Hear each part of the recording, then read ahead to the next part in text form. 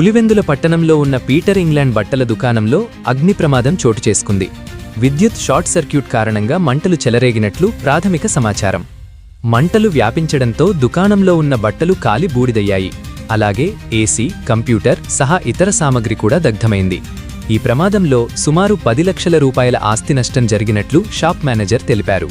సమాచారం అందుకున్న అగ్నిమాపక సిబ్బంది వెంటనే సంఘటనా స్థలానికి చేరుకుని మంటలను అదుపులోకి తీసుకువచ్చారు.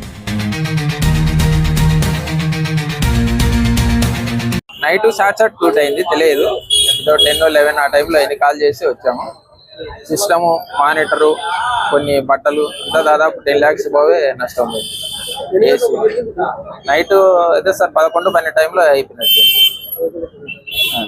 పక్క షాప్ వాళ్ళు ఫోన్ చేశారు, ఏదో ఫైరింగ్ వస్తానంటే వచ్చాము. సార్ వాళ్ళకి కాల్ చేసి వచ్చారు. నష్టం 10 lakhs పోవే ఉంటాయి.